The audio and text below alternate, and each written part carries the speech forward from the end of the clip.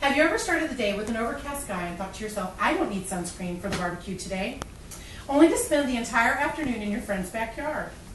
The clouds clear up and you spend the rest of the afternoon in the blazing sun, but you don't notice because there's a slight breeze and you aren't overly concerned with getting sunburned.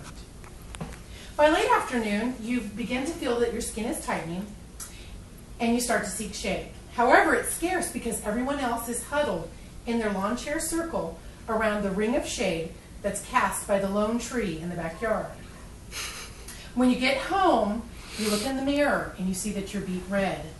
Your face, your shoulders, your arms are a pretty shade of pinkish red, and you are now painfully regretting your decision not to wear sunscreen. Today we will learn about sunscreen that comes in lotions and other things that are considered sunscreen, how they work, what the SPF number means, and why we should use sunscreen. Let's look at how sunscreen works and what the SPF means.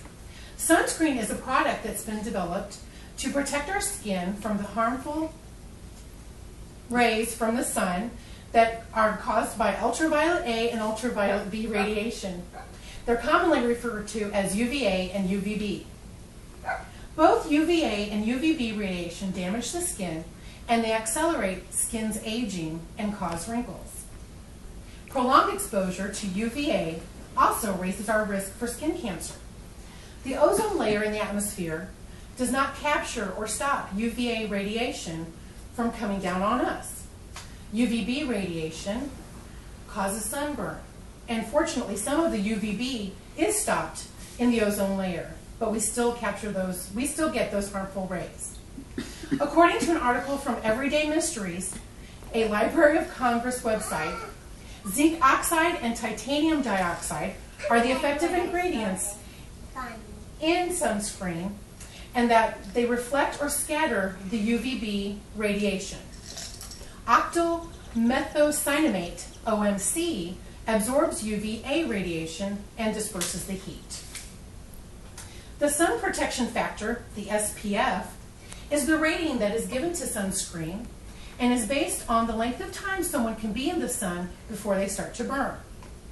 Dr. Melissa Conrad with MedicineNet.com explains that the SPF rating only relates to the protection of the UVB radiation. Sunscreen has not been evaluated on the protection that you receive from UVA radiation, and the number associated with SPF also does not take into account the length of time someone spends in the sun, where on the earth that they are located, or the status of the weather. According to an article found on MedicineNet.com, the best sunscreen to purchase is what they consider a broad spectrum. It provides protection for both UVA and UVB radiation. In an article from Harvard Health Publications, an SPF rating of 15 provides 92% protection. It absorbs the UV rays, and an SPF rating of 30 is considered to be the most effective because it provides coverage of 97% absorption from the UVA radiation. It is important to wear sunscreen and protective clothing to shield us from the sun's harmful rays. The rays make us look older than we are. They cause sunburns and put us at risk for skin cancer.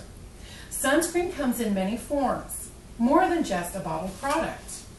You can be found as a lotion, a spray, a liquid, a gel, or in stick form. And cosmetics also have sunscreen protection in them as well. But Medicine.net suggests that we should still wear sunscreen in addition to our cosmetics for adequate protection. Shade or items used to protect us from direct sunlight are considered sunscreen too.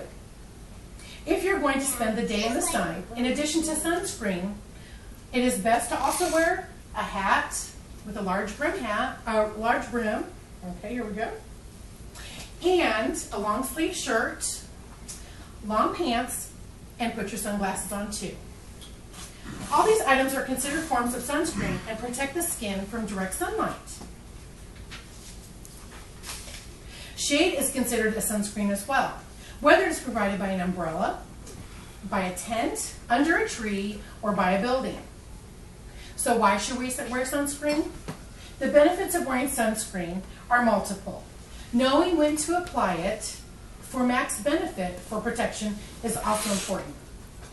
Effects of the sun are harmful to exposed skin, and we must take measures to protect ourselves from these damaging effects. According to Lydia Velasquez with the Food and Drug Administration, prolonged exposure raises our risk for developing skin cancer, causes skin to lose elasticity, which makes us age, and make us look older than we may actually be. The Centers for Disease Control recommends focusing on protecting our children by applying sunscreen throughout the day and to ensure they are wearing proper clothing if they're going to be outside for a prolonged period of time. For sunscreen to be most effective, it must be applied 30 minutes prior to going outside, and then reapplied every 2 hours after that for maximum consistent coverage. In conclusion, today we have discovered that sunscreen is more than just a lotion with a number on it. Sunscreen can also be protective clothing, a hat, sunglasses, and shade. We have learned that we should use sunscreen to protect our skin from the sun's harsh UVA and UVB radiation, because prolonged exposure to the sun prematurely ages our skin, causes sunburns, and puts us at risk for skin cancer.